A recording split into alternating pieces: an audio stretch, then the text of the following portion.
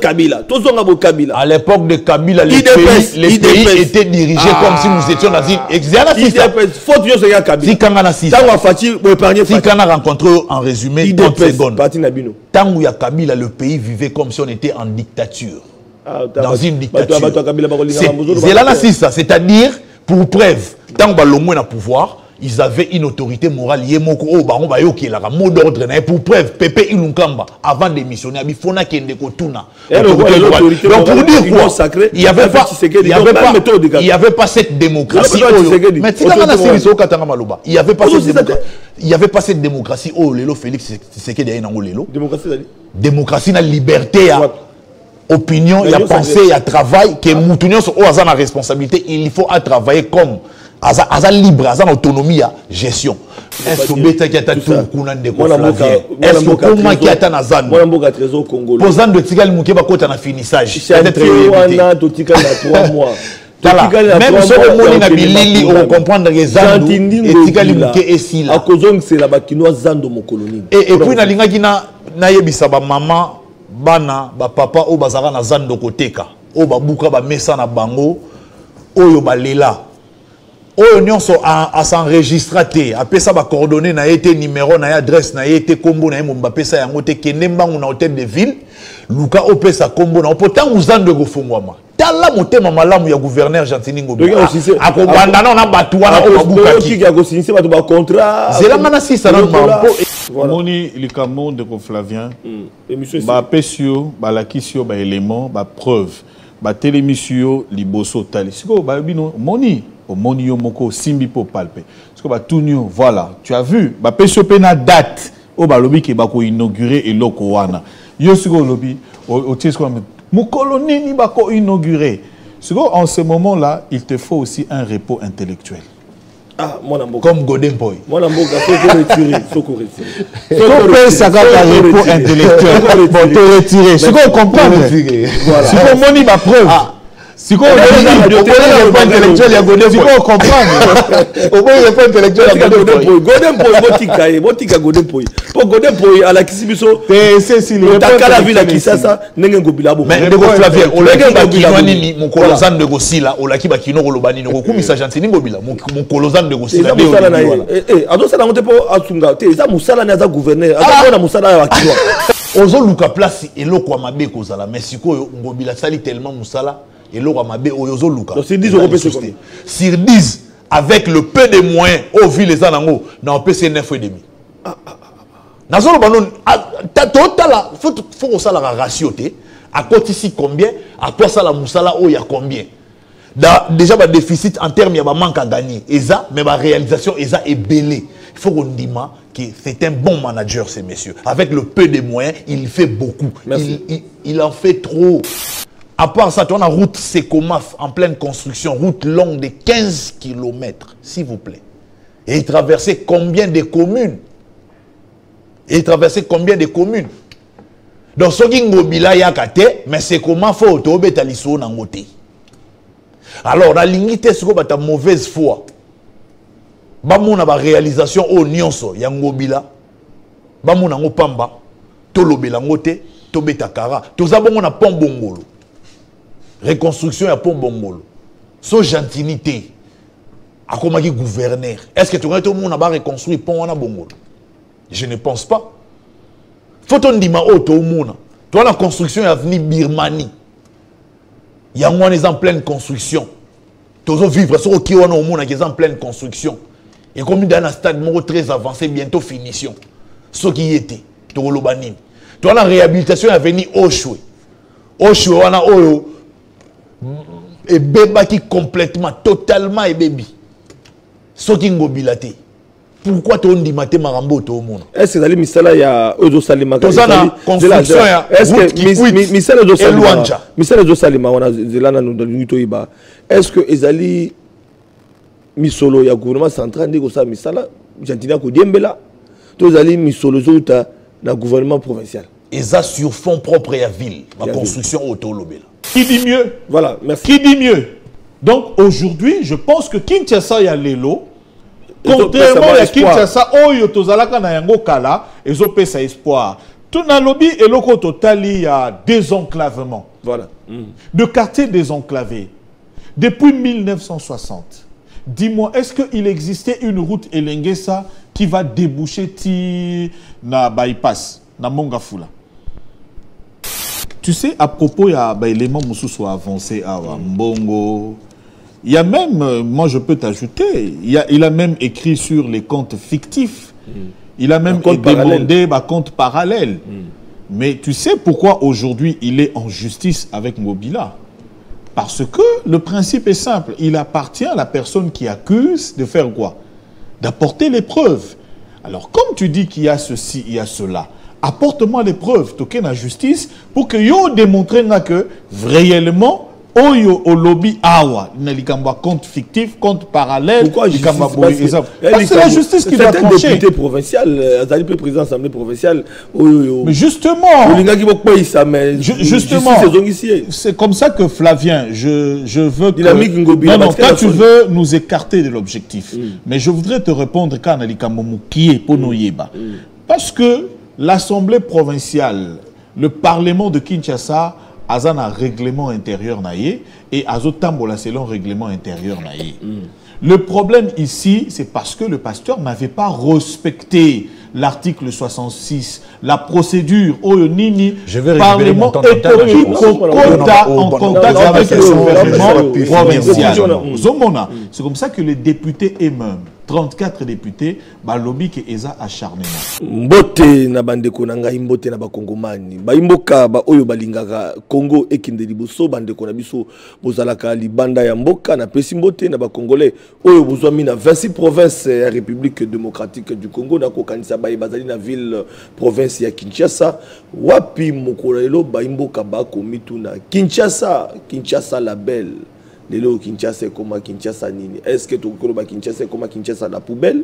Topé Kinshasa ezali envoi ya kozongela ndenge ezalaki bandeko balandi. Gestion ya ville ya Kinshasa na oitali ba infrastructure, na oitali bopeto ya Kinshasa, na oitali mai sengeli esalema po ete Kisasa elata elongio ba kongomani ba kosepela oko kita na aéroport Anjili oko zo boulevard oko koma na ville ozokoma na cité omona solo ete ya solo Kisasa ezali kozongela bande ko balandi tolo de sengo mingi po ete spécial débat ya mokolalo ya tokundola na bengisi bande ko mibale po na nini po ete na lingi tozwa ngonga tozwa temps ya kolobela Kinshasa po to bato komi wapi na bokambemi ya etukana yango na bengisi bande ko mibale un politique et un journaliste po na nini po ete bango mibale ba pesa makanisi bandongwa mamuto apesa makanisi po na kotonga Congo tozali na moi politique mwana mboka trésor congolo na ko rappeler kazali moko ya UDPS oyo zali ko kanga na Augustin Kabuya UDPS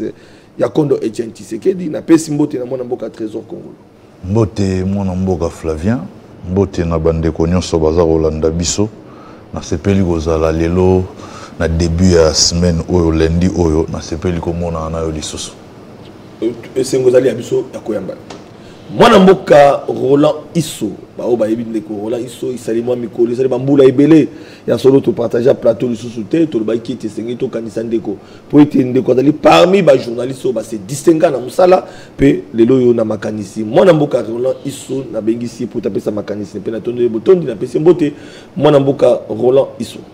Merci Ndeko Flavien pour na honneur au Salibiso et nga particulièrement n'a participé du sous na Tokundola Mboule Belé depuis to banda ngo et ça to que débat 10 ans passés c'est nani Mboule les a vraiment rébellé et puis et c'était la première émission, ça je dois le dire, je dois le signaler au public au to banda ko lobela ba makambu penda bo épauler les et wana tuzaki na ba etando mususu mais le lot zali wapi pratiquement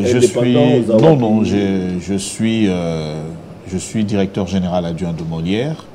Je suis le coordonnateur de... Non, c'est mon père. Ça, je vous le dis. Et puis, Tozana, Tosunga la télévision également, c'est moi qui suis coordonnateur. Il y a une télévision. Donc, parmi toujours, Nakat, il y a groupe Molière. Donc, vous comprenez. Et en dehors de ça, je suis directeur général, il y a le Grand Journal. qui passe dans Molière Canal+, le journal de télévision en français et aussi le journal en ligne dont je suis le DG, donc meolis.net. Ah, moi, je continue avec la plume. Bande konanga tokobeta masolo na ville Kinshasa pour être mitune za diebele. Balaka biso zando. Tozoki ne malembe na maponami. Pona ba oba koyebate etikali 3 mois. Ngongeza sumingité pour être toki na maponami na décembre. Tous allez déjà na mois il y a août septembre tozoki nde pona bande ko ba komituna to ebité ekole kanenge. Balaka biso Kinshasa bopeto.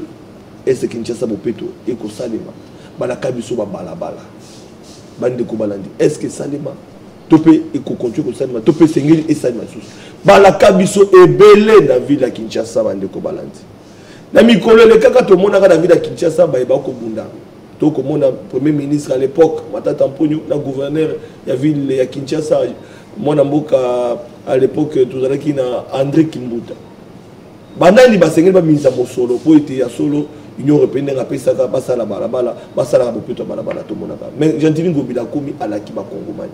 Tout le monde qui était signé tout solo là. Tout le monde a politique. Moi n'amboka trésor congolais. Bon tout na liboso ya ba imboka. Jean-Tivin Ngobila gouverneur à ville à Kinshasa. Akusala misala. Aouti kolobela bato ba Kinshasa bopeto. Tout le monde na boulevard à 30 juin balotilik. Tout le monde mati masina balotilik toya awa la gare centrale balobi était kune komi parc o batu bakoyak mais le a clôturé yango balakation na balakation to pezali kaka ndenge bayi politique bakoma kaso bazwi ngende bakozo ba population to solo na mameta ville à Kinshasa est-ce que tu peux reconnaître na Jean-Tivin Ngobila ya solo asali mosala na ville à Kinshasa yozali ya IDPS. Merci beaucoup Ndeko Flavien pour la parole. Je tiens ici à saluer Napesi Mbote na tata mokonza ekolo son excellence le président Félix Antoine Tshisekedi Tshilombo. Napesi Mbote également na secrétaire général ya UDPS Augustin Kabouya, le secrétaire général le plus compétent.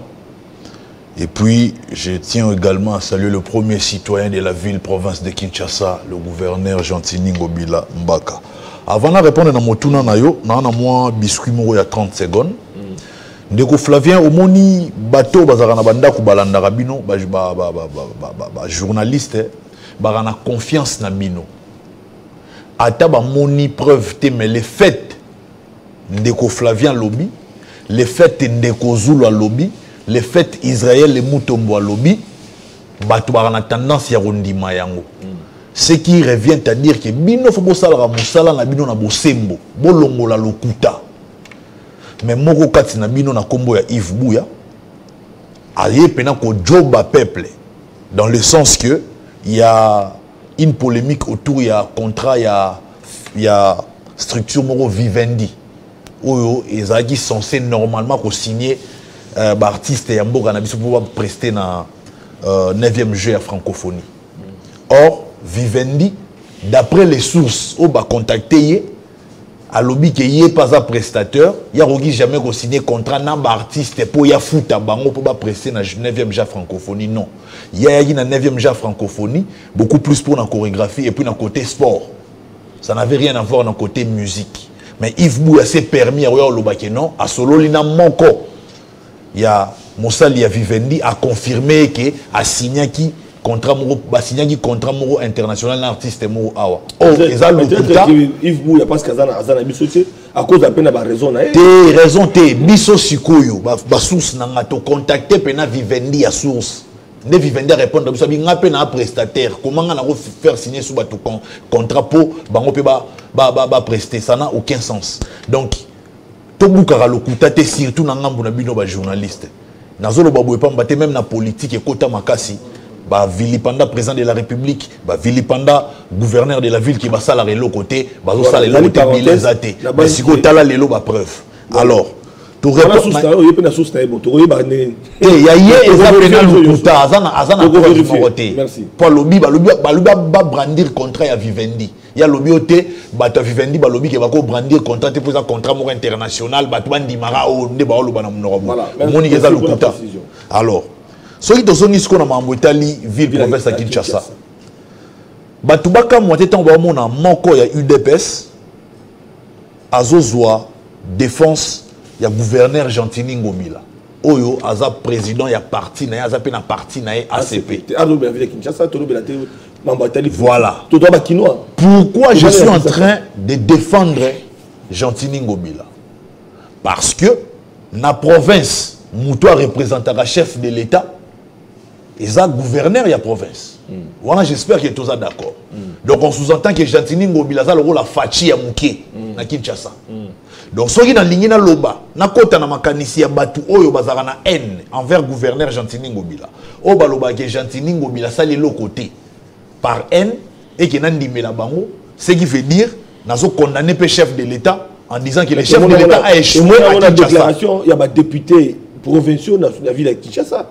Tout le monde a à un moment donné une déclaration contre le gouverneur. Tout le monde a Kabunda à l'époque. Tout le monde a les lots tous les cas que j'ai coucou na Argentine ba yoka na raté toko kango est-ce que lui tout UDPS na ACPT topé donc voilà comme UDPS na ACP ba na problème té place au lobby wana ya Jean-Marc Kabunda kota qui président ya UDPS à kotara maramo bona métalliété pourquoi il y a un député national député national à ça la contrôle ya ville province à Kinshasa parce qu'il y a des députés provinciaux qui sont là pour ça.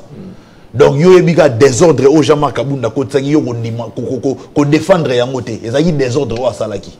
Normalement, c'est ça la maraté. Les députés provinciaux, ils ont contrôle de la ville province à Kinshasa. C'est essentiel. Nous avons défendre Gentini Ngomila parce que lui, il a un bilan. Contrairement à ma prédécesseur, le gouverneur Moussoubaleka. Bilan n'a pas été. Mais il y a Gentini Ngomila, tout le monde, tout vivre, Billy les alliés. Il y a un moment où on défendre Gentini Ngomila parce que bilan a et un impact sur le bilan il y a chef de l'État. La réalisation au Gentini Ngomila au sala et qu'ils ont actif il y a réalisation il y a bilan il y a président Félix Antoine Tshisekedi Tshilombo. Mais gestion per au sala ils ont tapé un actif il y a président Félix Tshisekedi Tshilombo. Si autant que lobby mais gestion d'abord faut yeba ville à perdre combien avant de commencer la réalisation faut yeba ville à perdre combien na ndenge ya rétrocession ba province où est constitutionnel il faut ville à bénéficier de combien de pourcents 40%. Mais ville depuis Ngomila a comme gouverneur na 2019 sur 40% il y a rétrocession à 4%. Alors ça la gestion 4%. Na 2020 sur 40% à 1%. Alors ça la gestion 1%. Sur na 2021 sur 40% soit sur 1% kaka. Alors ça la gestion 1%. Na 2022 moi mon tomati to comme na 8% encore que tu atteindre même pas 10% sur 40% au fois il y a rétrocession. Alors ça la gestion na ba perte na ba manque à gagner haut. Il faut que tu aies Gentini Ngomila, Mouyibi, mes gestions. Azoyi Bambo Mango et ça condamné responsable à Bundi Safati tant à Tinda parce que le gouvernement central à la rétrocession de la province. Donc c'est-à-dire c'est le gouvernement national, le gouvernement central dans un problème et quand on voit ça Malokonde nana kamaka conseil des ministres. Ce n'est pas un phénomène nouveau. C'est depuis longtemps. Depuis même régime passé, le problème maintenant avec le Congo, notre pays actuellement, c'est quoi? Nous sommes ça prioritaire de Flavien. Alors on a une recherche équilibrée. Et on sait que non, il faut battre là, au Ekoti, Kabola Yango dans la province Nyonso. Moi, je ne condamne pas le gouvernement central. Je suis ici en train d'expliquer. Et l'autre, que ngobila ibi ya ona ngobila ko iba nini di moment mbongo o fage ya ya kutu bongo te to suki wana te to za na taxe irel il fallait que normalement ville ezwaka et bénéficier na 22% mais ba outi ko réduire yango comme 12% 10% ya perte ngobila ça la gestion na ba perte wana to za na impôt foncier o ville ba ne ko bénéficier à la hauteur à 100% mais ba réduire yango ville ko mozwa à la hauteur ya 40% perte ya 60%. Nous sommes les solo ce qui est et qui permettre à gouvernement provincial de moyen politique na bango répondre à l'attente de la population quinoise pour la finalité à satisfaction de la population. Mais du moment où la perte n'a pas manque à gagner aux Ezali, tu dois acquiser mobilité ni gagner la gestion et surtout avant de commencer la gestion, il faut ce que tu as la réalisation.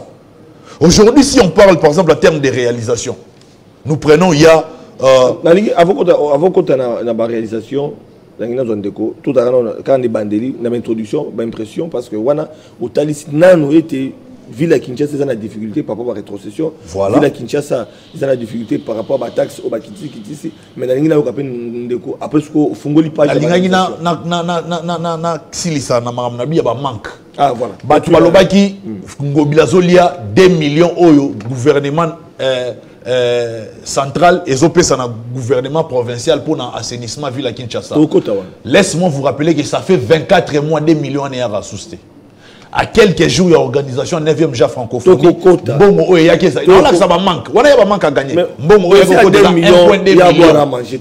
Il n'y a pas à boire et à manger. C'est ça la réalité. Le gouverneur Jean-Tini Ngobila Azam Moutou allait la rater. Il se bat, il cherche à s'adapter et il fait avec. Et là, on a ces capacité managériale, la détermination. C'est moi, je suis rappelé que Roland Isso Azali Mopanzi Sango, DG. Il y a un journal et puis un journaliste Oyo Kani Sarape Bola Moazali Kinoa la base témoin dans Boka Roland Isso toujours le capital ville à Kinshasa mais il y a moto contre la réalisation d'engin de Goza Koloba mais na Loba est-ce que les loyo Tokyo Koloba était biso ba Kinoa tous allez vraiment nesengo il y a comme on a ville à Kinshasa lelo par rapport à ville à Kinshasa à Kala il y a moto contre la difficulté ville à Kinshasa cause nango est-ce que ville à Kinshasa ndenge yo mona katango la mukina tongo bana bakeke la si yo bimi oke mosala mama ke mosala to moenze o akozonga o mona circulation zo mona Kinshasa o mona Kinshasa est-ce que Kinshasa ya solo ezali Kinshasa o yo zo sepela l'impression le maniement de la question posée tout à l'heure revient à faire une exégèse parce que je ne peux te répondre par oui ou par non. Kota lingala c'est vrai qu'il doit d'abord Pote Kinshasa oyakala ngana oto viva yangote. Quand on disait Kin Label, ezaki ba parents na biso. Kinshasa eza ville oyo ezokene na centenaire. Pratiquement Kalina et Seleka. Stanley Paul ainsi de suite une année après 1882 et commis Léopoldville. Léopoldville ti toye na 1966 to comme à Kinshasa. Alors, en tant que na indépendance, tango biso to récupérer pouvoir, c'est en ce moment que Toleki to traversé 33 gouverneurs na Kinshasa. Ozomona. Oh. Na 33 gouverneurs wana, je peux introduire question na yo na Kati. Est-ce que na ba gestion il y a ville province il y a Kinshasa na ba gouverneur au Baleka, est-ce que tokoyi kozala satisfait lelo na Kinshasa to ko mona sikoyo? Parce que Kinshasa au départ, ezaka Kinshasa ezalaka na habitants baka moke 15 000 habitants baza ko évoluer ba quartier pe ezalaka ndenge eza lelo yote Kinshasa ya lelo il y a 2023 voilà population pe ezaka boité toi on a plus de 15 millions maintenant alors que tu dois compter ba milliers lelo Kinshasa est commis pratiquement concentré et ils ont une surpopulation ezali na Kinshasa ba quartier pe botami est belé na kata ba quartier on est botami belé ils ont urbanisé et ezali pe enclavé ozomona sikoyo pendant toutes ces années ba gouverneur au Baleki la politique nini ezaki réfléchit pour que même à Kinshasa d'abord na ndenge mi komela kindenge wana ezala désenclavé pe lisusu et permettre que ba quartier on a le salemaka bato baka na contrôle na ngote ba gouverneur passé il faut maintenant qu'on a na contrôle nango ko tia bato nyonso na ndenge te bazana na diapason moko. Moi je salue aujourd'hui le 33e gouverneur. Pourquoi? Parce que j'ai étudié politique. Il y a gouvernement, il y a Jean-Tini Ngobila. Et là il y a que désenclavé ba quartier où ils a enclavé à Kinshasa. Parce que dans la question na yo Kinshasa il y a lelo. Déjà il y a lelo ils a surpopulation, tu as plus de 15 millions d'habitants. Tu vas modifier, quartier, il ne fallait pas modifier. Mais il faut désenclaver Kinshasa. La politique de Jean-Tini Ngobila, j'ai aimé parce que je l'ai étudié. Premièrement, écoute d'abord, la concentration, on ne pouvait pas garder le grand marché otoyebaka zando na dimension wana ko yamba combien lieu ya négoce principal ya Kinshasa c'est zando. Papa ngana oso toke zando te na rentrée scolaire tokufi tokomodangela ba parents to siliki. Donc eza lieu moko historique pour nabiso. Alors il faut qu'on change yango pour que et s'adapter na population nombre ya ba habitants maintenant na Kinshasa peut et s'adapter na réalité ya modernité. Na ndenge ba ville nyonso o eza ba capitale eza kokoma. C'est en ce moment que j'ai salué politique obiko buka zando biso nso toboyaka yango. Tolobaka te toboyi tanto ta ba image ya zando ya kala. Mais to bosana que image ya zando ya kala na ba taxi jaune na biso ya kala. Tozalaka plus de 15 millions te. Tokomi ebele concentré. Tango bato nyonso bakoya wana bosoto, maladie, babiloko ebele, insécurité, bakuluna, makambo nyonso wana eki mélangé. Mais lelo oyo, ce totali ossature. Déjà il y a grand marché wana. Ndenge za ko se présenter. Au moins il y a ba politique pour tout ni question pour la Kinshasa ya lelo. Et puis bato ba la ce qui totali yango malamu to monique et s'adapter. Zando esengeli ezala parce que bato baloba ki pe zando wana eloko wana eza mafiosi eza likambo lokuta ba okosa ba kinois mais lelo oyo je crois que Trésor Congolais moi on a fait le déplacement le 7 août pour totala ndenge esalemaki tomoni lelo oyo évoluer zando d'ici fin novembre, on aura les images ya Zando. Est-ce que j'étais présent? Tu vivre ma Photoshop. Ah ouais, tu vivre ma Photoshop. Non. La ville à Kinshasa, Kinshasa, tu vivre ma Photoshop.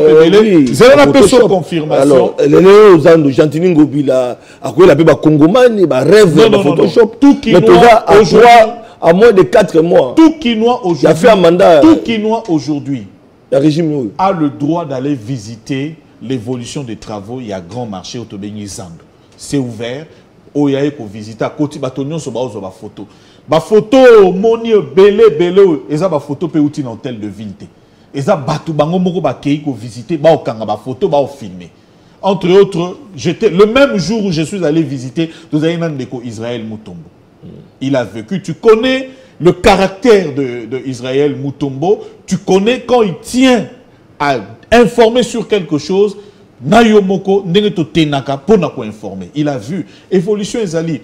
Pire encore, tu as évolué. Je pense qu'il te souviendra que en son temps, le pasteur Godin Poi avait quand même émis de doutes par rapport il y a évolution, il y a des travaux.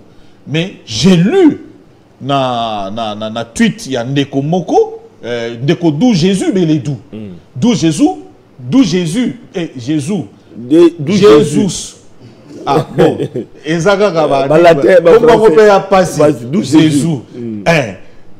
d'où Jésus a tweeté na photo, il y a pasteur Godin Poi qui avait dit que a tweeté à lobby le pasteur maintenant a moni, il a salué l'avancement des travaux, il y a grand marché, il y a Zando.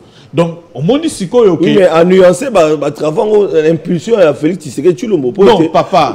Travaux, on se dit, parce que Félix parce que dénonciation,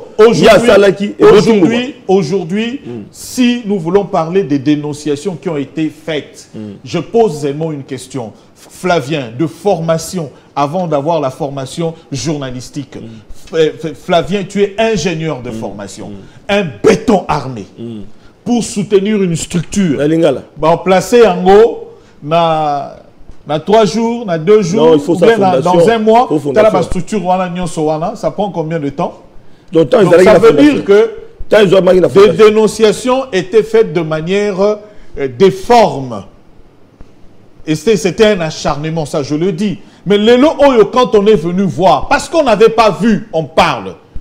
Parce qu'on n'avait pas joué son rôle de député, on parle. Mais on est allé maintenant jouer son rôle de député. Et on confirme. Qui dit mieux? Voilà, merci. Qui dit mieux?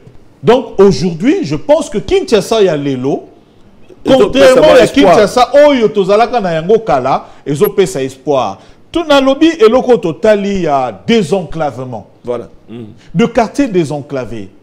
Depuis 1960, dis-moi, est-ce qu'il existait une route Elenguesa qui va déboucher na bypass, na Mongafula? Et tous les habitants de Kinshasa, compris entre la commune de Makala, Bumbu, Nakati, la commune Nyonsowana, et cette tronçon-là de 15 km, Elenguesa, cette tronçon de 15 km, mon frère, est venu d'où?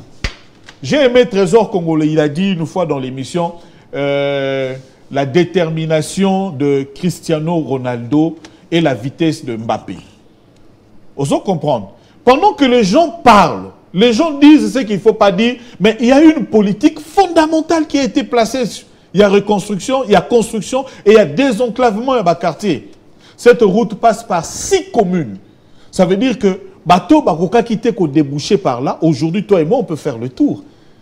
Tosu et Lengue, ça titre au débouché. Flavien, mon frère, entre nous, parlons franc, parlons vrai. Disons-nous la vérité. Ce que nous disons ici, je voudrais emprunter les paroles d'un homme de Dieu qui a dit, qui a fait le bilan du gouvernement provincial dans Nouvelle-en Lobby.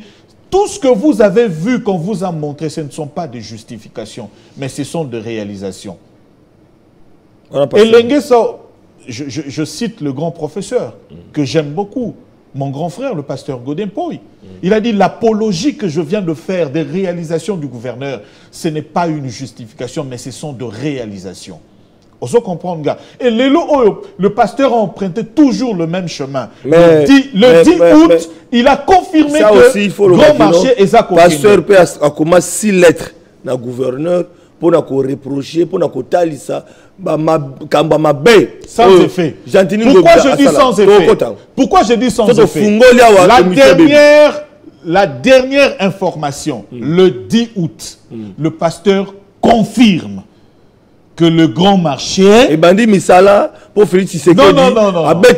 Toi et moi, on sait que ce n'est pas ça. Toi et moi, on sait que les travaux allaient depuis Kala et puis on n'avait pas eu le temps d'aller visiter. Tokei, tu as évolué. Et Lenguesa dont je parle ici. Question l'impression. L'impression, c'est-à-dire je fais une comparaison. Oui, il y a 15 millions d'habitants. Et voilà, de milliers d'habitants. Et puis, on n'avait pas cette politique-là. Kinshasa aujourd'hui commence à s'ouvrir. Impression à l'impression Kinshasa commence à s'ouvrir. Et comment Fungama. Alors, voilà, on évolue. Moi, je suis Trésor Congolais parce que tu as soif. Il y a une réalisation, mais au banda qui n'a pas difficulté au ville à Kinshasa. Azana yango oyo Jantini Ngobila kuta na yango kolanda mana mbula oyo l'équipe était dans ko rappeler et tikali quelques mois pour ba comment on a fait un mandat et que base à la comptable selon ba promesse ba pesa ki na ba kinois na Italie et tout cas ville qui ça alors nazonge pa na yo na masalemi oyo ba kongomani ba kinois ba kozela et loko ni ya mutuya Jantini Ngobila asali ba kongomani oyo ba ko sepela nango par exemple. Merci pour la question. Je pense que premièrement tant au gouverneur Jantini Ngobila Ayaki à la tête, il y a ville-province à Kinshasa, abandonné à Kinbopeto. Malheureusement, vous comprenez Kinbopeto, ma bébé nous reste Kinbopeto, Zara Rokombola Balabala. Kinbopeto et Zanyonso au communication malamuté Salema inote Kinbopeto. Bref, moi je ne travaille pas à l'hôtel de ville. Communication moi na bangonga na yo lobamba. Ba presse Jantini Ngobila ba communicateur pour na Kinbopeto. C'est l'impression ba possibilité. Ngana ye awa na lobano. Les acteurs politiques. Na mené investigation na sali musalo bino ba jeune c'est beau sala. Tozuina nous éclairage public. Ça fait partie na Kinbopeto. Aujourd'hui dans les grandes artères il y a ville province à Kinshasa, tu as un éclairage public, minda. Ils ont lutté contre l'insécurité en même temps. Les lots oyo, tu as un embellissement, il y a ville province de Kinshasa. Pour preuve, les lots il y a boulevard Lumumba. Tala niveau boulevard Lumumba qui toko, les lots il y a boulevard Lumumba. Au sentir embellissement, so yeux en vide en haut, tali pelouse, au tali parc, au batongi maman parc maman Marthe, au tali nyonso au assail les lots à boulevard Lumumba. Au monde qui n'andenge de yambagi 9e jeu à francophonie awa batouana baki na image à bien la ville province à Kinshasa que c'est une ville qui est belle à voir. Ce qui te longwe wana. Toye na curage des caniveaux. Notamment na rivière Kalamu. N'est-ce pas là? Preuve que Kin Bopeto est abongo effectif. Toye wana toye na réhabilitation. Il y a banzela kala ou bebaki et puis na construction il y a une nouvelle route. Avant que tu banzela na o etali Kin Bopeto na no na ngina beta c'était. Olobi loko moko wa Kin Bopeto bande ko zo financement liboso après ils ont financement. Wana o ba pesa gezaki pona assainissement ville province de Kinshasa rien à voir avec Kin Bopeto. Donc il y a le gouvernement central a appuyé ville province de Kinshasa pour assainir ville il y a Kinshasa. Mais ça y est, il va passer directement kaka pour na Kin Bopeto. Alors, là où célébrité, il y a Bopeto, il y a ville Kinshasa, avant tout qu'il y ait na minda, na manini metolo ba kombo la balabala, kokata matiti, ndengolo biba sali parc na le long, il y a boulevard Lumumba, nous sommes oui c'est vrai ba congomani ba ko le kaba otala mais olobi pe na ja francophonie pe image moi malamu. Si. Mais quelque part ils en a bandeko yo ba critiquer pe pour na kotali ça a été liboso stade des martyrs sous na Willery mais au komona ba tol ba tie bo soto est-ce que entrer wana tango ba paya ba kokota va vivre 9e G à francophonie ba mona ndenge stade des martyrs engengi mais ils ont ça la passe pour na bosoto les bandes la kokota est-ce que loko wana pe ezala ki musala osengela ki gouvernement central à ça là to pe ezali gentili ngoblane sengela ça là parce que côté wana bato ba ko comprendre te na misala francophonie au tali infrastructure est-ce que monsieur le bima qui met bato zo mbongo te to pe qu'est-ce qui s'est passé na répondre pour les deux na gouvernement central na gouvernement provincial semblait mbongo bimaka stade nezaona ya gina ba problème fa ba homologuer yango aussi za la équipe nationale ko makobeta. Donc, il faut voir que le stade, il non période où on a 9e, avant 9e, pendant 9e, il y a un chantier. Bablom Soso, on a lié un chantier, mais bientôt, on a un embellissement partout en Europe parce que le stade est sili. Donc, ce qui est important ici à retenir, c'est que dans la construction, on prend la route et l'Enguessa. La route et l'Enguessa parce que ça existe. Donc, son mobile comme un gouverneur, mais route et l'Enguessa à la tête. Il faut dire la vérité. Il va exister. Mais ce qu'il faut dire l'importance de la route et l'Enguessa. Il faut désenclaver les Roland Lobby. Il faut payer sa ouverture, il faut payer sa passage. À part ça, tu as une route Secomaf en pleine construction, route longue de 15 km, s'il vous plaît. Et il traversait combien de communes? Donc, ce qui est mobile, mais c'est comment faut autobéta liso nangote. Alors, la lignité, c'est que tu mauvaise foi. Bamuna ba réalisation au nyonso ya ngobila. Bamuna ngopamba. Tolobela ngote, tobeta kara. Tozabongo na pont bongolo. Reconstruction ya pont bongolo. So gentilité. Akomaki gouverneur. Est-ce que tout le monde a reconstruit pont na bongolo? Je ne pense pas. Faut-on dire que toi la construction est venue Birmanie. Il y a en pleine construction. Tous vivre sur qui on a au monde qui est en pleine construction. Et comme dans un stade très avancé, bientôt finition. Ce qui était, toi la réhabilitation est venue Oshwe. Oshwe on a Oyo et bébé qui complètement, totalement et baby. Ce qui est mobilité.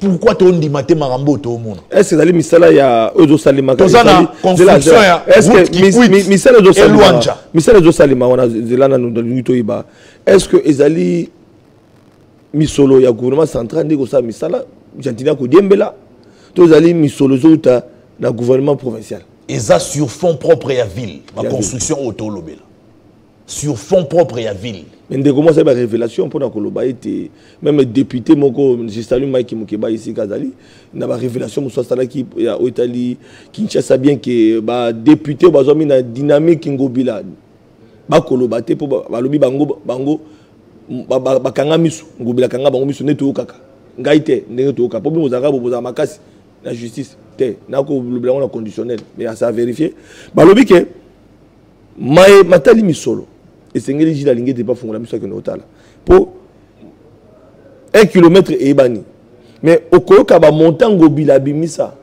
pour na kosala balabala denge batu bayebi na denge salima ba dépassement misolo musala na 1 km. L'IGF a déjà fait son travail. Tout le monde quand tu as un bon dans la tête de ville. L'IGF a déjà fait son travail.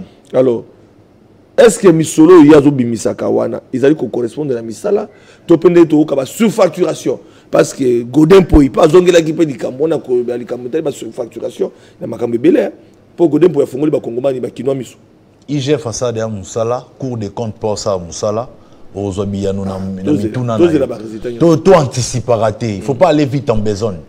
IGF tanga ça Moussala qui rumeur mon côté à détournement to mbongo balié. Il y a un élément important d'un des trésor à Zoloba. Tu sais à propos il y a élément musu soit avancé à mbongo. Il y a même moi je peux t'ajouter, il a même écrit sur les comptes fictifs. Il a même demandé un compte parallèle. Mais tu sais pourquoi aujourd'hui il est en justice avec Ngobila? Parce que le principe est simple. Il appartient à la personne qui accuse de faire quoi? D'apporter les preuves. Alors, comme tu dis qu'il y a ceci, il y a cela, apporte-moi les preuves, toquer la justice, pour que yo démontre que réellement, oyo au lobby awa, n'a compte fictif, compte parallèle. Pourquoi justice? Parce que c'est la justice qui doit trancher. C'est un député provincial, le président de l'Assemblée provinciale. Mais justement, c'est comme ça que Flavien, je veux que... Non, toi tu veux nous écarter de l'objectif. Mais je voudrais te répondre quand qui est pour nous yeba. Parce que l'Assemblée provinciale, le Parlement de Kinshasa, Azan a un règlement intérieur naïe et Azotambola selon règlement intérieur naïe. Le problème ici, c'est parce que le pasteur n'avait pas respecté l'article 66, la procédure au Nini, Parlement en contact avec le gouvernement provincial. C'est comme ça que les députés et même 34 députés, lobby qui est acharnement. 34, il y a dynamique Ngobila. 34 députés provinciaux. Moi, je ne parle pas... Est-ce que dynamique Ngobila? Le public comprend que tu es en train de me couper. Parce que dans PSO réponse, aux katanga par réponse. Aux katanga par réponse. Donc, il a un problème non pas avec lui, mais il a un problème avec le Parlement et le membre du bureau Nabango. Donc, tout ce qui est lokowana, la justice a tranché le Cambouana. Mais Tika Bisso, Ndeko Trésor a continué le Bamakambo sur les réalisations. Parce que vous lobby il faut qu'il vous démontre aussi. Parce que ça, on a démontré ma réalisation. Mais question est-ce que Boyibi peut tout député il y a dynamique Ngobila. Donc ben baza libre ça au balingi ba l'assemblée provinciale biso na auto liban dans l'assemblée provinciale est-ce que et puis qui s'amène un règlement d'ordre intérieur causa na dynamique Ngobila ce qui peut qui s'amène je ne sais pas ce qui peut qui s'amène na habité mais du moment où ça là on peut ba batami be ko c'est que peut qui s'amène n'oubliez pas le principe qui dit ce qui n'est pas interdit est permis alors mais tant que par exemple construction, il y a route qui quitte Luanja, long de 5 km, où il y a route transversale et traversée plus de 4 communes. Vous avez Limete, Nga, Bakala, Moumakala et Bumbu. C'est pour aider le trafic dans Nabiso et comme fluide. Tant que la politique nyonso oyo gouverneur Gentini Ngobila nango nati quand même ba construction des routes, réhabilitation des routes, na même na volet santé. Peut-être so oye baté laisse-moi t'apprendre que na volet santé gouverneur tant remis gouverneur ya Kinshasa a sali construction à deux maternités na Maluku. A sali construction na Kingasani il y a la plus grande maternité na Kingasani. On a Kinshasa zalade. Azana construction un bâtiment moderne hôpital ya Bumbu. Donc seul gouverneur a kenda tina ba fin fond. Ko bongisa situation ya petit peuple. Ya za lora ba gouvernement o ba gouverneur pour o ba lekara liboso te o ba kenda ka pas grand peuple. Ba monaka ke asisi ko embellir ville Gombe, limiter asuki wana te ya o kenda tina ba Bumbu. réhabiliter bâtiment ya hôpital. Tout ça na remise de matériel dans plusieurs maternités. Entre autres lits, médicaments. Tout ça na une construction d'une salle moderne et de réanimation à l'hôtel à l'hôpital général de sanatorium. Nanya sa sala yango na bateau baleka avant la ville. Tout ça na construction de plusieurs funérariums. Obi série ya Covid de baba ke matanga désormais baba réglementa ki ndenge olela matanga ndenge osala deuil. Atali ke apesi mibeko mais faut aider population nae. Basali construction ba funérarium ebelé pour na ko aider bateau bana posa olela bandeko na bango. C'est ça une autorité. Azana vision, aochana provision. Nous avons la construction du centre de dialyse de l'hôpital général de référence de Kitambo. Kimbuta salaka moko na mangambutali santé na vola santé. Hôpital Kitambo. Kimbuta salaka hôpital général de référence à Kitambo. Ngobila sali. Docteur a dit à construire centre de dialyse au Kitambo. Papa kende ko vérifier. Or to kende na yo, to o bangala ki vérifier. Pourquoi na kende de vérifier? To kende na yo.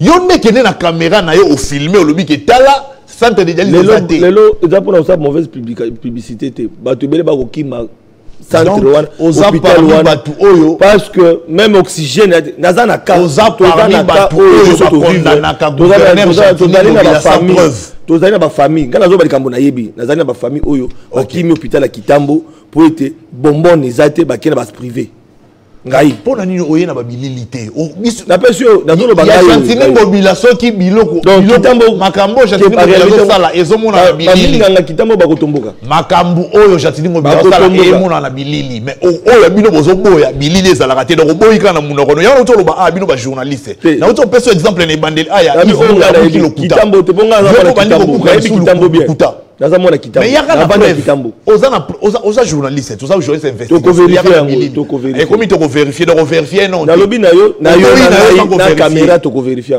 pourquoi informer que ça il y a déjà lobby donc il a qui faut ya sur na preuve pour ce lobby pour ngai na mambo na lobby za bon yo loko lobby faut ya na mais na Kitambo to koyeba entre ngai na Flavien nani abuki lokuta et pas ba ikino ba landa biso donc na yo comprendre que batu babo ya Argentine ngobila na kimutema mabe sans preuve.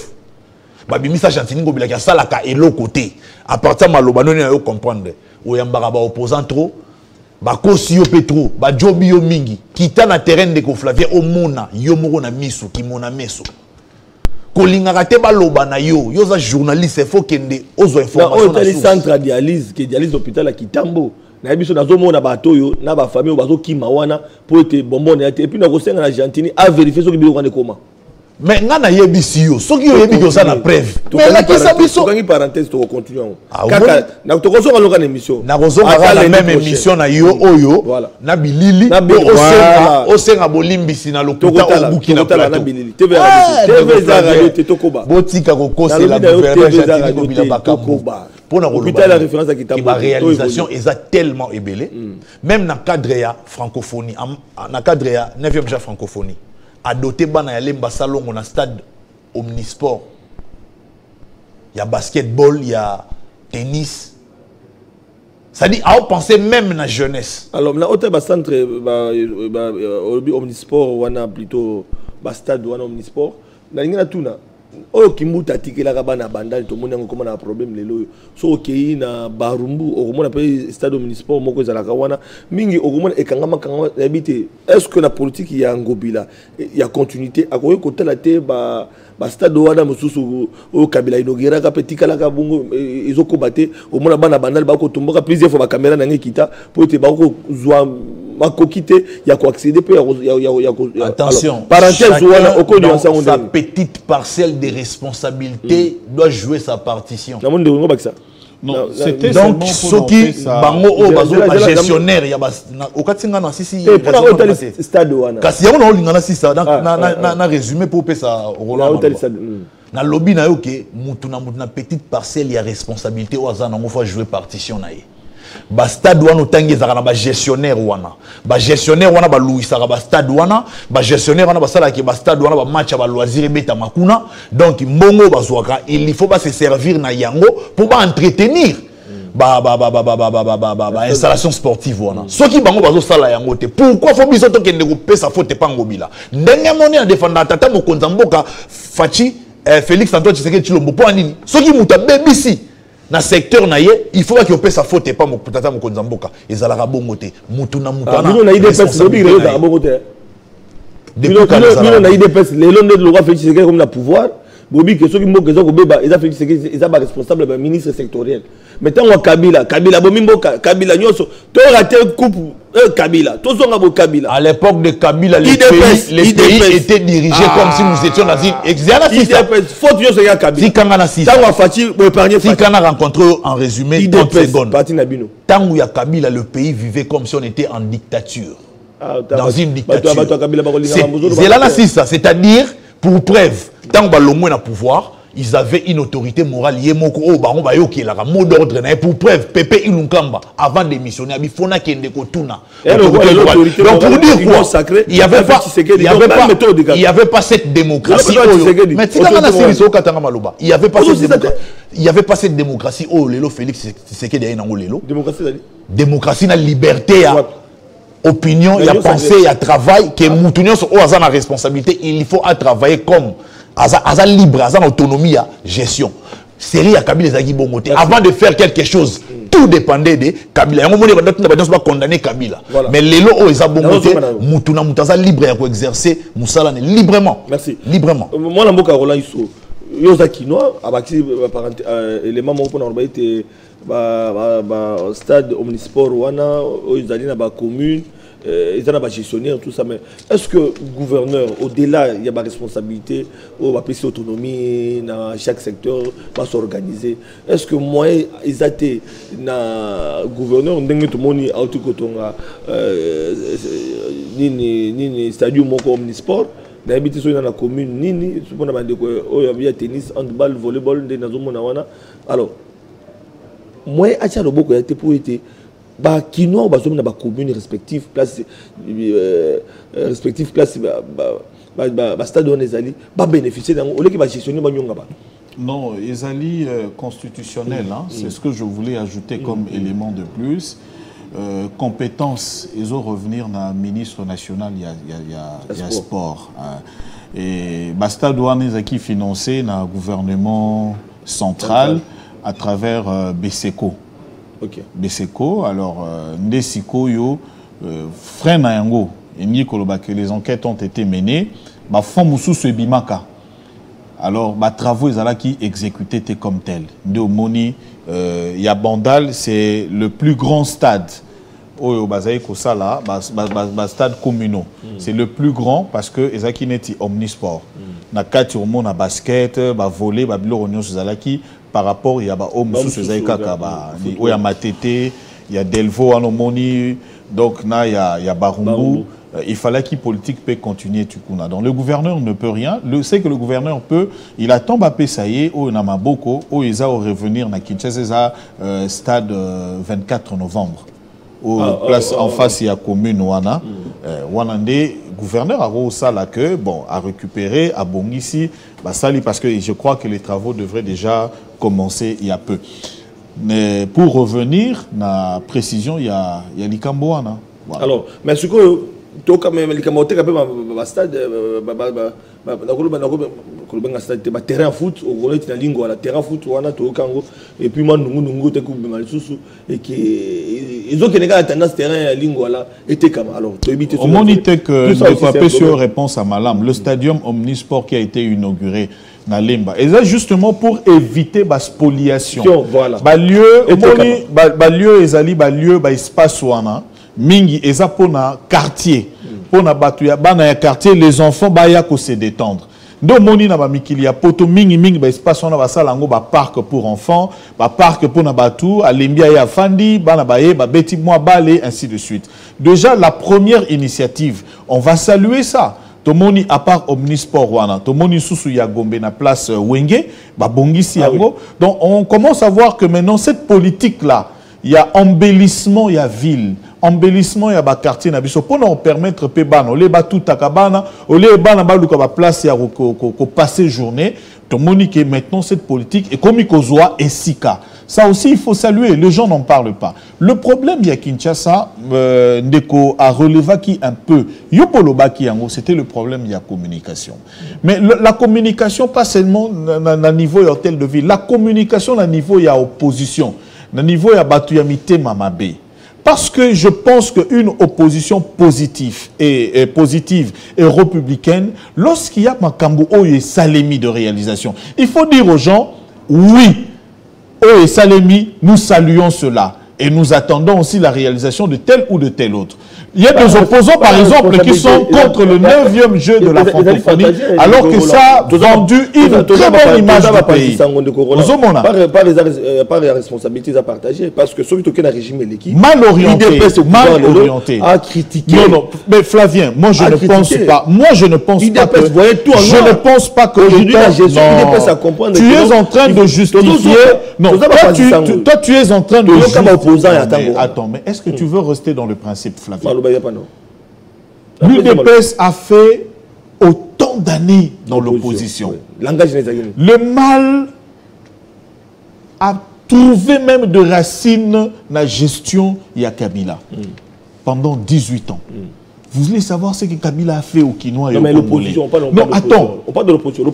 Dis-moi, l'UDPS communiquait et tout ce que l'UDPS disait était la vérité. Dis-moi ce que l'UDPS a dit. Non, je te mets au défi aujourd'hui. Dis-moi à l'époque de Kabila, c'est que l'UDPS a dénoncé et que Yolobi que Ezalaki Ndengona Ezaki Lokuta. Dis-moi le lot, comme ça moi je te mets au défi pour te dire que tout ce que l'UDPS a dénoncé, 100% c'était réel, c'était vrai. Aujourd'hui, les gens, mais pourquoi tu nous laisses pas parler? On répondre à la question. On répond, mais tu nous coupes la parole. On doit répondre. Oh. Aujourd'hui, opposition, va reconnaître ma réalisation aux Salema. Opposition, bazo le karala plateau pour ba critiquer mais ba bola monter. Ndenga pe na zone na bitu zo ba panisa moto. Mona ngo peta ngwakala opposition na critiquer opposition. Opposition pe akala et le baka bola mo ya pouvoir te. Bon, c'est ce que je refuse. Merci. Justement, la chute, il y a question. La chute de ta question n'a pas été logique. Tu comprends? Non, la chute de ta question n'est pas logique. Et la question n'est pas terminée. Je te reviens tout à l'heure. Tu as bien posé la question. Tout le monde a UDPS Azalaka ko dénoncé. Mais tout ce que UDPS dénonçait en son temps, c'était faux ou c'était vrai? Tangelangaï, je t'ai mis au défi. Tout ce que l'UDPS avait dénoncé, Ezalaki Yalokuta. Tangelangaï. UDPS a dénoncé l'Ikamuboye. L'opposition, il y a UDPS à l'époque. Est-ce que le Baka Boulamu ya Kabila? Des questions dans le Dis-moi maintenant. Dis-moi maintenant. À l'époque, quand UDPS dénonçait, c'est que l'UDPS dénonçait le mal ou dénonçait le bien? Non, il y a une dénonciation. Non, mais je te dis, attends. Non, mais attends, Ndeko Flavien. C'est un absolu. Voilà. En mathématiques, on parlerait même de la vérité où ils ont déjà tu nous as empêché de lire les réalisations du gouverneur. Non, mais justement, c'est de ça que nous parlons, de réalisation. Voilà, alors, il nous reste 10 minutes. Tu nous empêches. Il nous reste 10 minutes. Tu nous empêches Wangata, ça fait combien d'années? Il y a un gouverneur qui a fait 12 ans ici à Kinshasa. Wangata, c'est à sa porte, mais la principale ici qui débouche sur le boulevard est Tikala Bongo Salité. Et c'est le principal pour nous côté en hôpital général. Il y a Mamaemo, pour nous côté en jardin botanique, pour nous côté en place Ebélé. Et tu le sais, le lot Wangata est en réhabilitation maintenant. Est-ce que vraiment, même Yomutoza Pembe na ville, tu ne vois pas ce qui se fait? 24 novembre, je t'ai yeux pour déboucher de l'autre côté. Tu le sais bien, à partir de côté à Selembao, et ça qui bien t'es. Et tu sais qu'on a bétonné. Et aujourd'hui, on peut passer facilement. Est-ce qu'il y a des routes qu'on peut citer? Quand je te parle de la politique de désenclavement, aujourd'hui, tu ne peux pas contredire ce que nous disons parce que ce ne sont pas de Photoshop. Ce sont des réalisations. Tu vois, toqué dans route Mongala, avenue Chrétienne, avenue de la Paix, on peut te citer autant. Maintenant, on a tout mis la question Ndeko Flavien. Tu descends sur le terrain. Non, mais c'est une question interrogatoire. Ah, voilà. Je pose une question Ndeko Flavien. De 33 gouverneurs qu'on a connus, des Congolais, de Zaïrois, pour diriger Kinshasa, aujourd'hui les empreintes sur la construction et le désenclavement de quartier de Kinshasa, c'est qui? Non, mais tu as vu, il faut que tu répondes. Non, mais toi, tu as vu, tu peux répondre. Mon amboka trésor congolais, il faut répondre dans la réalisation, moi, je ne pas. Donc, nga nayaki kolobela ba réalisation ya gouverneur Gentini Ngobila parce que tous à quelques mois d'organisation de l'élection. En tant que défenseur et chef de l'État, Mouto Nyon Sosa Pembe na chef de l'État, Sosa Moussala bien, il faut na défendre parce qu'ils ont un impact na bilan ya chef de l'État. Le gouverneur Gentini Ngobila travaille et les preuves sont là. Tout ça sous temps ya ko sabat, tu es dans 20e siècle, tu es dans 21e siècle, faut oui. Avancée technologique qui permettre en temps réel la réalisation enfin le gouvernement provincial Nabiso à Kinshasa et travailler. Mais il faut préciser et travailler avec les moyens de bord pour n'attendre là que manque à gagner nous sommes difficulté aux villes et connaître malgré la difficulté la réalisation des alliés. Et puisque j'aime et pas gouverneur Gentini Ngobila, il n'est pas que dans la réhabilitation, dans la construction, bien la reconstruction, non. À Zapé, dans initiative. Tant voyez, à Kouti, Kinshasa et à New Transkin. À Kanisi New Transkin, et ça, il y a Mboka, il y a Banamboka. Ayo Kabonzo, il y a Chinois. Donc il a privé. Alors il y a ça là, où il y a Kouti, qui est du genre 5 bis, 30 bis, 50 bis, pendant que le trafic dans la ville province de Kinshasa, embouteillage, tout ça. Il y a une idée, il y a une initiative, il y a Métro Kid. Métro Kid. Donc Métro n'a pas Kinshasa. Comme les arabes. La question, promesse. Mais tout commence par un projet, et puis le projet est comme à matérialiser. Et le projet, il y a une phase de matérialisation. Parce que le contrat est déjà signé. Tout y est dans. Le métro est à Kinshasa. Métro est à Kinshasa. Ça là nous calme. Si Mazando, Gobilatika il y a 3-4 mois. À part Yango, tous en a initiative, il y a comment rendre notre ville propre, pour éviter les déchets, les saletés, les poubelles oignons sur l'ombre. Aïe, n'a pas investisseur moro turc, président PA, Andima Kibango.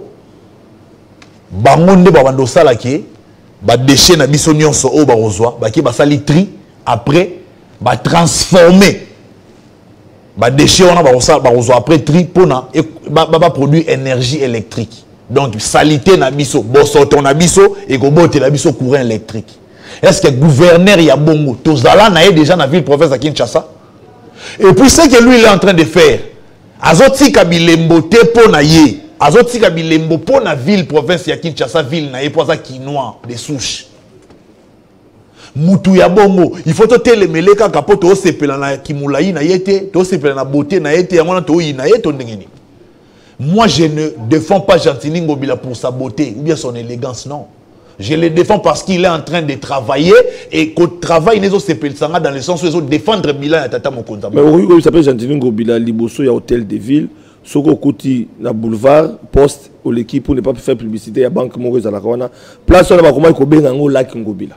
Place wana est-ce que bakoma ikobengango parce que mbule zobeta mbule beta so mbule beti yo na mutu kana koleka wana te yo na mutu kana kitoko zaka na wana okoleka wana te oko dévier place wana ezali liboso na ye est-ce que akoki kotala te même liboso na ye wana abongisa ta ezaka message et logo na mabete yo na yebi pour ça il faut trouver point noir place ça donc yo so mona impact ya kobongisa liboso ya Ngobila na impact ya ko réhabiliter ya ko construire banzela ya ko réhabiliter la Kinshasa infrastructure ya ko embellir ville province de Kinshasa Kinshasa ndeko na ngai ezazela yo lekaka bino bana gombe biso ko bana cité bino bana gombe bolekaka wana ti pas bongisa beto nzela wana mais fiko déjà obi ke baton bachaki béton place wana o mona ki béton bachi place wana ah libulo ne se kufa kala bacha béton na linga na mémoire tambwisa caméra na yo ndeko Flavio zo tambwisa caméra te donc yo tu ba yebi boso ro banki wana pour ne pas citer ba déjà déjà mabe oh bacha béton place wana ba béton na nzela wana ba be ngamu tukeleka wana na utoleka wana sikoyo na loba na ba béton na place wana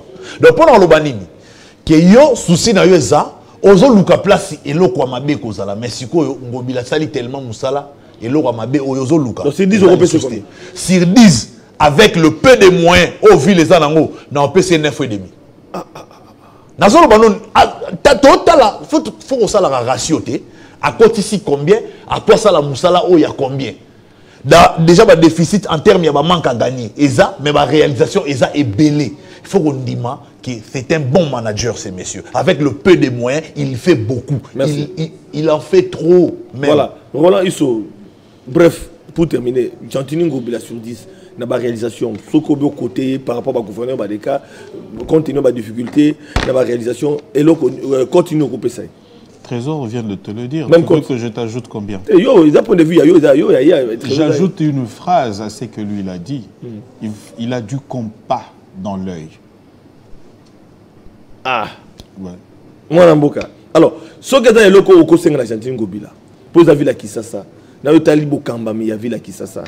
Conseil ni okopé ça pour nous encourager, to pour nous couper ça makanisi. To peut dans le secteur, moi soit tant que toi ça la dernière va passer conseil. Oh mon aussi maté, o ba Gentini Ngobila, au salibo, mais biso ba kino peut to lingi. Et là ko boy ça les malakisa ça. Peut-être et cause ça et cause impossible. Avec le temps qui reste, tout ce que je peux demander au gouverneur, c'est d'accélérer les travaux et finissage pour n'appeler ça Zando n'enga promettre bango et comme qui visiter moni avancement et travaux et comme lui-même il a une détermination il y a qu'au pesa yango na bakinois lieu de négoce na bango où ils a transformé. Je tiens à ce que à Salayam. À 3 mois, ils ont un chantier. Est-ce qu'on remettre clé? Est-ce qu'on met qui attend tout Kounan de Flavien? Est-ce qu'on met qui attend Azan? Moi, je suis trésor congolais. Posant de Tigal Mouké va côté na finissage. Chantier wana to Tigal na 3 mois. Même si on a bilili on comprendre que Zando et Tigal Mouké est si là. À cause que c'est la bakinois Zando mon colonie. Et puis na linga kina na yebisa ba maman bana ba papa o bazara na Zando koteka. O ba buka ba mesa na bango. Oyo balela oyo nyonso a s'enregistrer après ça ba coordonner na été numéro na adresse na été kombo na mo mbapesa yango te kende mbangu na hôtel de ville luka opesa kombo na pourtant uzando gofungwama tala motema malamu ya gouverneur Gentini Ngobila akobanda na batu wana obuka ki ko signer batu ba contrat zela ngana sisa na mampo émission c'est ici déjà ngana selo ngina balo tant uzando gofungwama ya zando asike gofungwama akobanda na batu bazaki lésé batu babuka ba mesa na bango bango na nde batu liboso ba kozonga na zando après batu asika ba ya kota parce que zando oya kala na zando ya sika et car eza tellement makasi ba place baksami et belé je pense Roland au long de combien de places à combien de places comme on dirait dans 630 magasins apparemment 630 magasins to longo na 5000 places to comme au moins capacité au yamba 5000 personnes to comme na capacité au yamba au moins 80 000 personnes au mona niveau to changer au mona niveau mboke longwe zando ya Kimbuta zando ya Kabila 5000 personnes Zando ya Félix Antoine Tshisekedi Tshilombo Zando ya Ngobila Zela Zando ya Ngobila 80 000 personnes. Il faut qu'on dise ma belle bakokota na novembre sauf imprévu na novembre ba travaux ça censé aussi là sauf imprévu mais il faut qu'on le barre toujours sauf imprévu parce que l'homme propose Dieu dispose. Moni likambo de Flavien ba pesio ba lakisio ba élément ba preuve ba télémission liboso tali siko ba bino moni o moni yo moko simbi po palpe siko ba tunio voilà tu as vu ba pesio pe na date o ba lobi ke ba ko inaugurer eloko wana yo siko lobi o tiesko mo kolonini ba ko inaugurer siko en ce moment là il te faut aussi un repos intellectuel. Ah, comme Godin Boy. Moi, faut retirer. Ça un repos intellectuel. Bon, te retirer. Ce qu'on comprend. Si on monnaie ma preuve. Si on repos intellectuel, il y a Godin Boy. Si on comprend. Au moins, repos intellectuel, il y a Godin Boy. Godin Boy, botika Godin Boy. Pour Godin Boy, à la Kisibiso, c'est si le Taka la ville à Kisasa, n'engue Ngobila. Mais de Flavien, on l'a dit Bakinwani, mon colosant de Gossila, on l'a dit Bakino Rolobani, on a ça Gentini Ngobila, mon colosant de Gossila. Eh, ado ça n'a pas Asunga, ça Moussala n'a pas gouverneur, ado na Moussala Bakino. Et ça Moussala na ye, ado na Moussala na biso Bakino, Gentini Ngobila, pesa biso zando na biso, et ça doit ya biso Bakino. Merci beaucoup. Voilà, c'était l'ambiance. Merci beaucoup. Ça a été pour moi un plaisir. Yakouyamba. Moi, Namboka, voilà, ils sont confrères journalistes. Trésor Congolo, Moko, merci.